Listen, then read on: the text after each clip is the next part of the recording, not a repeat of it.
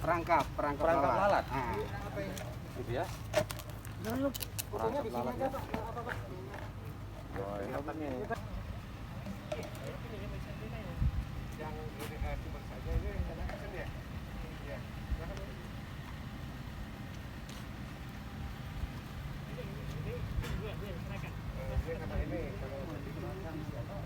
Coba ada ini nggak? Ada makanannya Pak? Ada makan nggak? Ada yang bau Pak. Bau di sana ada kantin, ada bau udang misalnya Pak. Ada udang di balik ini. Ini sebenarnya ada udang di balik, Pak. Coba aja nggak apa-apa. Iya taruh aja. Kalau ini alamiah, kalau ini kimiawi untuk menarik. Ini dia double, jadi di samping menarik juga mematikan. Iya. Jadi ini penjebakan. Jadi satu tuh nempelnya di luar. Sudah. Nah, Oh iya, senang susu kental manis ya.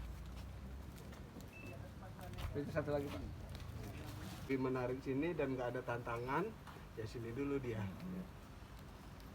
Nanti diisi dengan Apa kita bisa pindahkan nanti? Nah, Kita bisa pindahkan atau kalau ada aroma-aroma yang lebih merangsang dia Pak, dia taruh di situ.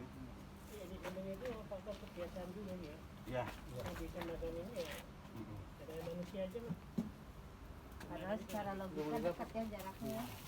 Itu di bawah, itu di atas sedikit aja. Susu kan berbedaan dengan Ini nanti kita tipis-tipis aja ya, tipis-tipis. Jadi kalau ini jadi petugas Pak. tugasnya dari Jepang. Nggak bisa, datangkan ke entomolog. Dikasih ini sembuh penyakitnya hilang, orangnya pun hilang. Mana itu? Sekalian sama orangnya mana ini Ini kan kebiasaan di pasar jualan ya. Sama orangnya hilang juga Pak kayaknya Pak.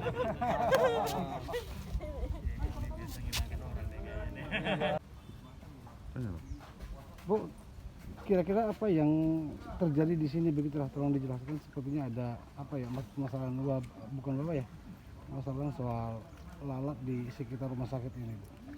Ya, pertama kan kita mendapat berita dari Bapak Kepala Fakultas ini bahwa di sini ada masalah kepadatan lalat yang tinggi. Nah, kebetulan di sini kan ada pelatihan entomolog ahli yang membidangi tentang vektor, yang salah satunya adalah lalat. Jadi kami ke sini atas kepedulian kita sebagai instansi pusat untuk melihat dan membantu apa yang terjadi di sini. Jadi kami datang ke sini untuk pengamatan. Setelah kami amati, kami akan melakukan penyelidikan. Yang itu adalah tugas dari entomolog. Nah, setelah melakukan penyelidikan, kita melakukan pemberantasan. Pemberantasan tidak hanya asal memberantas. Kita harus tahu dulu sifat dari lalat tersebut, jenis lalat tersebut, dan di mana breeding place-nya, ya, kehidupannya. Terus dari mana sumbernya, dari mana asal dari sampah tersebut. Kemudian setelah kita lakukan penyelidikan, ternyata ada tempat-tempat yang menimbulkan atau menjadikan sumber lalat itu datang. Ya, contohnya tempat sampah, kemudian ada ceceran makanan yang cucian piring, itu adalah salah satu sumbernya. Nah, setelah kita tahu, kemudian kita berantas. Kita berantas sesuai dengan jenis lalatnya, baru kita pengendalian, prinsip atau secara keseluruhan. Gitu. Nah, karena lalat ini selain mengganggu estetika juga menyebabkan penularan penyakit, ya seperti diare, ya kan, kayak seperti itu. Banyak lagi penyakit yang ditimbulkan oleh lalat, tipes pun bisa dari lalat.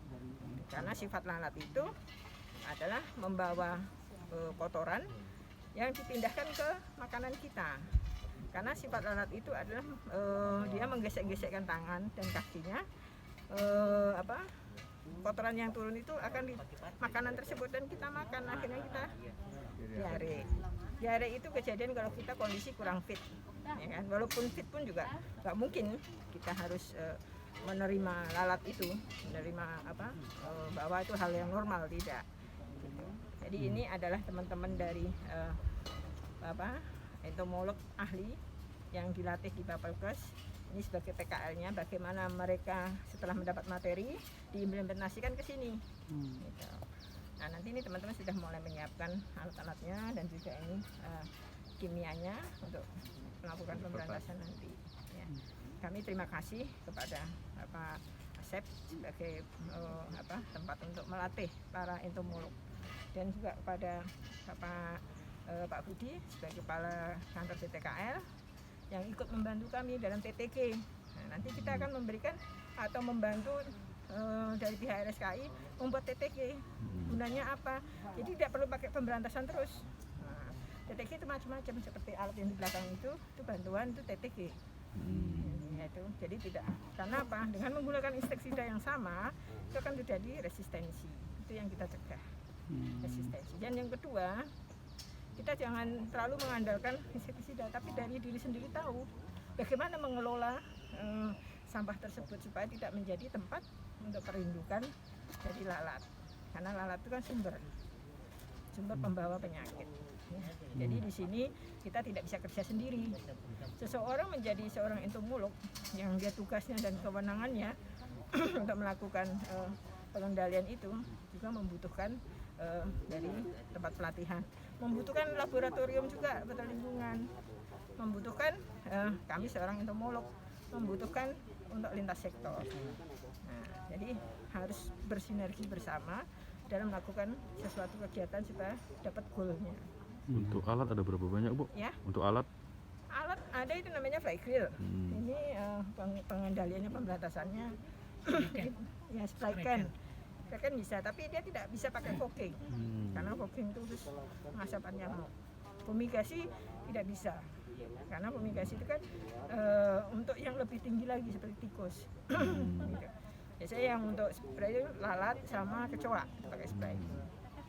Nah, nanti kita ada itu namanya insektisida yang mengumpan, mendatangkan lalat, kemudian dia bisa mematikan setelah dimakan. Seperti itu. Dari SKI gangguannya hanya pada saat makan, pada saat kita melakukan di kantin ataupun yang lain, dia selalu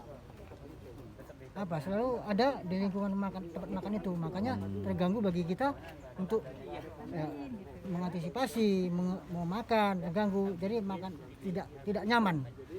Maka seperti itu sudah kita sampaikan kepada Pak Asep untuk menanggulangi lalat. Untuk sementara sudah kita tanggulangi, untuk sementara untuk pemasangan kawat nyamuk sudah kita lakukan, dan untuk pembersihan lantai sudah kita lakukan. Nah, tinggal untuk karena dengan ada bantuan dari Bapelkes untuk melaksanakan pembantuan seperti ini, makanya kita terima dengan bantuan ini dan akan diaplikasikan dengan semprotan untuk menerima supaya mematikan lalat tersebut. Lalat ini sampai ke ruang pasien nggak sih, Pak? Oh tidak, ini hanya sekitar lingkungan makan, karena tempat pasien itu dia sudah safety karena makannya dibungkus dengan aluminium foil langsung dibawa ke sana. Jadi setelah dimakan langsung diambil oleh petugas kita CS, langsung dibuang langsung di tempat pembakaran dan isi generator. Jadi hanya sekitar ruang makan dengan sebelah sini aja. Serbu lalat.